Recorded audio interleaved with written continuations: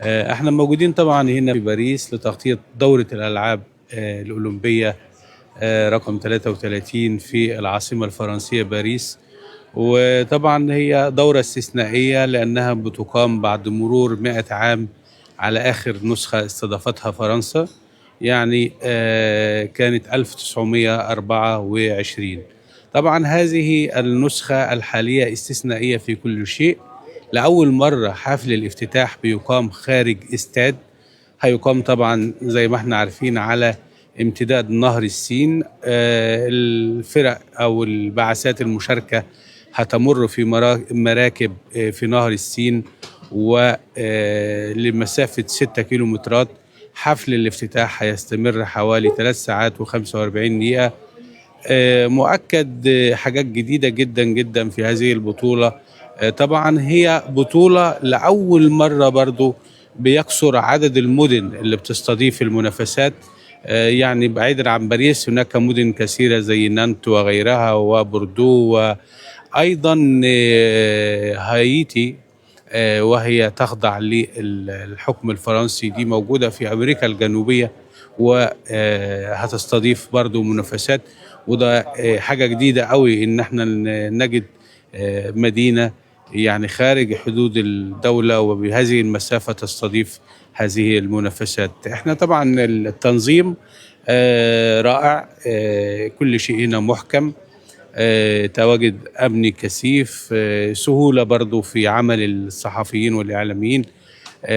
احنا في المركز الصحفي يعني التقديرات بتقول حوالي 25 ألف ما بين صحفي وإعلامي ومصور و يعني معاونين لهذه الاختصاصات، فطبعا ده عدد ضخم.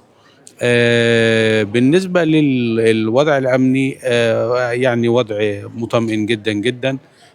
كل أمور تسير بسلاسة.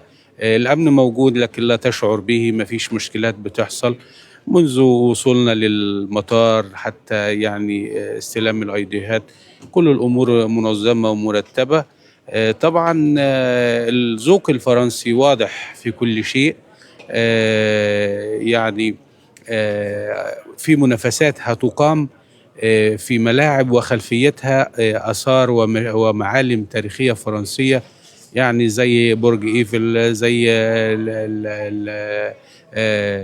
قصر فرساي. يعني هناك ملاعب ستكون خلفيتها هذه المعالم التاريخية الفرنسية. طبعا احنا عارفين يعني كل البطولات الكبرى كان مخترعها أو براءة اختراعها فرنسية. طبعا الأولمبياد، حتى كأس الأمم الأوروبية، حتى كأس العالم، كلهم كانوا الباعثين أو المؤسسين أو أصحاب الفكرة هم فرنسيين. ما ننساش طبعا فرنسا بتعرض أو بتستعرض تاريخها وثقافتها وحضارتها واهتمامها بالثقافة وترحيبها بالشعوب في هذه البطولة أو هذه الدورة الأولمبية. طبعا شفنا برضو اهتمام الرئيس ماكرون شخصيا انه يتناول العشاء مع الصحفيين الدوليين، وتناول اعتقد الافطار او الغداء مع المتطوعين الفولنتير. وطبعا هو دعا الصحفيين الى انهم يستمتعوا بتواجدهم في باريس. وقال طبعا منذ وصوله للحكم هو عمل على ان باريس تستضيف هذه البطولة. والحقيقة ان احنا في اجواء بطولة رائعة، وحفل الافتتاح سيكون استثنائي بكل المقاييس. طبعا هم متكتمين عن بعض الفقرات، لكنه سمعنا ان شاكيرا ستكون موجودة، سمعنا يعني نقول تسريبات كثيرة، لكنها كلها تسريبات سعيدة تؤكد أن الحفل سيكون حفل استثنائي. طبعا ما أقدرش أنسى البعثة التونسية. تونس دائما حاضرة في المنافسات. طبعا هي غايبة عن الألعاب الجماعية، لكن هناك أمل في باقي الألعاب. تونس يعني حاضرة وولادة. أتمنى التوفيق للبعثة التونسية. شكرا.